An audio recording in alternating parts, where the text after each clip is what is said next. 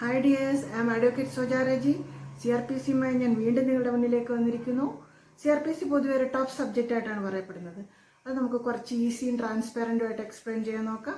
നിങ്ങൾക്ക് എൻ്റെ വീഡിയോസൊക്കെ ഇഷ്ടമായാൽ like, comment, subscribe and share. പുതിയ വീഡിയോസിൻ്റെ നോട്ടിഫിക്കേഷൻസിനായിട്ട് ആ ബെൽ ഐക്കോൺ ഒന്ന് ക്ലിക്ക് ചെയ്യുക. അപ്പം നമുക്ക് ക്ലാസ് സ്റ്റാർട്ട് ചെയ്യാം. Let's start. In this video we are discussing about Criminal Procedure Code CRPC Section 2 definitions. Last വീഡിയോയിൽ സെക്ഷൻ 2-ലെ സബ്സെഷൻസ് ആണ് നമ്മൾ ഡിസ്കസ് ചെയ്തിരുന്നത്. സബ്സെഷൻസിനെല്ലാം കൂടെ നമുക്ക് ഡെഫിനിഷൻസ് എന്നാണ് പറയുന്നത്. അപ്പോൾ ഈ ഡെഫിനിഷൻസ് എല്ലാം നമ്മൾ ഈ വീഡിയോയിൽ എക്സ്പ്ലെയിൻ ചെയ്യാനാണ് പോകുന്നത്. First one is bailable offence. Section 2A under first schedule, any offense which is shown as bailable offense in the first schedule of the code. bailable offense എന്ന് പറയുന്നത് ജാമ്യം കിട്ടുന്ന കുറ്റകൃത്യമാണ് bailable offense, which is bailable by any other law for the time being in force. It comes under first schedule. അപ്പോൾ schedule എന്ന് പറഞ്ഞാൽ എന്താണെന്ന് അറിയുന്നത്? Schedule it is A chart. It contains rose and columns. ആ ചാർട്ടിൽ contain ചെയ്യുന്നത് offence, punishment, the sections under bailable offense, non-bailable offense, cognizable offense, non-cognizable offense. ഇതെല്ലാം ചേർന്നാണ് ഷെഡ്യൂൾ എന്ന് പറയുന്നത്. പിന്നെ non bailable offence means any other offence. നമുക്ക് ജാമ്യം കിട്ടാത്ത കുറ്റകൃത്യത്തിനെയാണ് നോൺ ബെയിലബിൾ ഒഫൻസ് എന്ന് പറയാവുന്നത്. Next cognisable offence. It is also comes under first schedule section 2C. ഒരു പോലീസ് ഓഫീസറിന് വാറണ്ട് ഇല്ലാതെ ഒരു വ്യക്തിയെ ഡയറക്റ്റായി അറസ്റ്റ് ചെയ്യാൻ പറ്റുന്ന ഒഫൻസാണ് cognizable offence. A police officer may under any other law for the time being in force arrest without warrant. Next is non cognizable offence section 2L. Non cognizable offence ആണെങ്കിൽ warrant ഉണ്ടെങ്കിൽ മാത്രമേ arrest ചെയ്യാൻ പറ്റൂ. A police officer has no authority to arrest without warrant. Next is enquiry section 2G. ഒരു കുറ്റകൃത്യത്തെപ്പറ്റി അന്വേഷിക്കുന്നതിനാണ് enquiry എന്ന് പറയുന്നത്. Enquiry means every enquiry other than a trial conducted under the code of magistrate or court. അടുത്തത് investigation section 2H. ഏതെങ്കിലും ഒരു police ഓഫീസറോ അല്ല മജിസ്ട്രേറ്റിൻ്റെ ഓതറൈസേഷനോടുകൂടിയ ഒരു വ്യക്തിയോ ഈ കുറ്റകൃത്യത്തെ പറ്റി അന്വേഷിച്ച് എവിഡൻസ് കളക്ട് ചെയ്യുന്നതിനാണ് ഇൻവെസ്റ്റിഗേഷൻ എന്ന് പറയുന്നത്. Includes all the proceedings under this code for the collection of evidence conducted by a police officer or by any person who is authorised by magistrate in this behalf.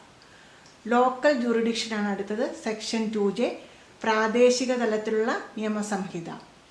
In relation to a court or magistrate means the local area within the court or magistrate may exercise all or any of its or his powers under this code.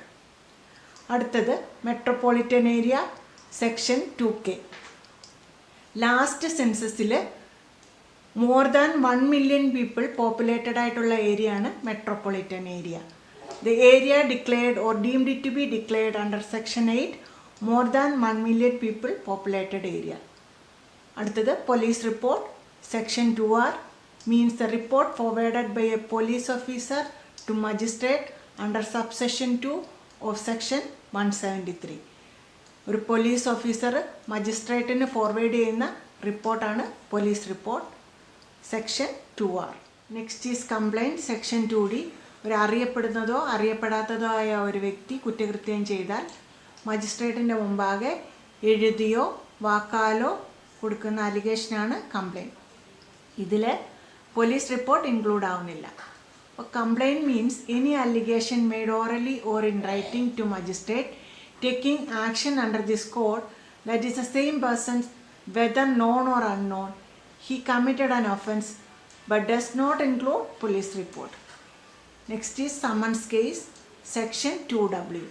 അതിന് മുന്നേ someone's എന്താണെന്ന് നോക്കാം. കോടതിക്ക് മുമ്പാകെ ഇത്ര ദിവസത്തിനുള്ളിൽ ഒരു വ്യക്തി ഹാജരാകണമെന്ന് പറഞ്ഞുകൊണ്ട് കോടതി നേരിട്ടയക്കുന്ന നോട്ടീസാണ് സമൺസ്. സമൺസ് കേസ് എന്ന് പറഞ്ഞാൽ a case relating to an offence and not being a warrant case. Summons കേസിൽ വാറണ്ട് ഇഷ്യൂ ചെയ്യുന്നില്ല. അടുത്തത് victim, section 2WA. It is an amendment 2008 ആഡായ ഒരു സെക്ഷനാണ്. വിക്ടിം മീൻസ് ഇര. A person who is suffered any loss or injury caused by reason of act or omission for which the accused person been charged. അടുത്തത് warrant case. അതിന് മുന്നേ warrant എന്താണെന്ന് നോക്കാം. കോടതിക്ക് മുമ്പാകെ ഹാജരാകണമെന്ന് കോടതി ഡയറക്റ്റ് പറയില്ല. കോടതി പോലീസിനെ ചുമതലപ്പെടുത്തും. പോലീസ് നമുക്ക് ഇഷ്യൂ ചെയ്യുന്ന നോട്ടീസാണ് വാറണ്ട്. അപ്പോൾ വാറണ്ട് കേസ് എന്ന് പറയുമ്പോൾ warrant case is relating to offence punishable with death, imprisonment for life or imprisonment for the term exceeding 2 years. Summons കേസിലാവുമ്പോൾ നമ്മളും കോടതിയെ നേരിട്ടും, വാറണ്ട് കേസിൽ പോലീസ് മിഡിലുണ്ടാവും. അതാണ് സമൻസ് കേസും വാറണ്ട് കേസും തമ്മിലുള്ള difference. Next we are going to explain classes of courts, hierarchies of courts. നമ്മുടെ രാജ്യത്ത് പല പല കോർട്സ് ഉണ്ട്. അതിൽ ഹയസ്റ്റ് ആയിട്ടുള്ള കോർട്ടാണ് സുപ്രീം കോർട്ട്. സുപ്രീം കോർട്ടിൻ്റെ അണ്ടറിൽ ഹൈക്കോർട്ട് വരും. ഓരോ സ്റ്റേറ്റിനും ഒരു ഹൈക്കോർട്ടാണുള്ളത്. ഹൈക്കോർട്ടിൻ്റെ അണ്ടറിൽ സബോർഡിനേറ്റ് കോർട്സ് വരും. ഹൈക്കോർട്ടിനെ രണ്ടായിട്ട് ഡിവൈഡ് ചെയ്യുന്നു, district court and section judges court.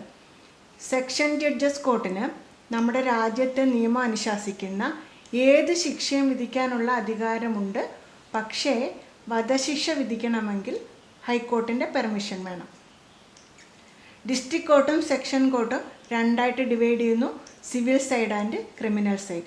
Civil സൈഡിൽ വസ്തുവകകളെക്കുറിച്ചുള്ള കേസസാണ് വരുന്നത്. അതിൻ്റെ അണ്ടറിൽ സബോർഡിനേറ്റ് ജഡ്ജസ് കോർട്ട് വരുന്നുണ്ട്, മുൻസിഫ് കോർട്ട് വരുന്നുണ്ട്. നമുക്ക് പഠിക്കാനുള്ളത് ക്രിമിനൽ സൈഡാണ്. Chief judicial magistrate court, then judicial magistrate court. Chief judicial magistrate കോർട്ടിൽ 7 years ഇംപ്രിസൺമെൻറ്റും പിഴയും വിധിക്കാനുള്ള അധികാരമുണ്ട്. അതുപോലെ ജുഡീഷ്യൽ മജിസ്ട്രേറ്റ് കോർട്ടിന് 3 years 5,000 rupees പിഴയും വിധിക്കാനുള്ള അധികാരമുണ്ട്. അപ്പോൾ I'm going to wind up this video here. നമുക്ക് ഇമ്പോർട്ടൻറ്റ് സെക്ഷൻസുമായിട്ട് അടുത്ത വീഡിയോയിൽ കാണാം. Thank you so much.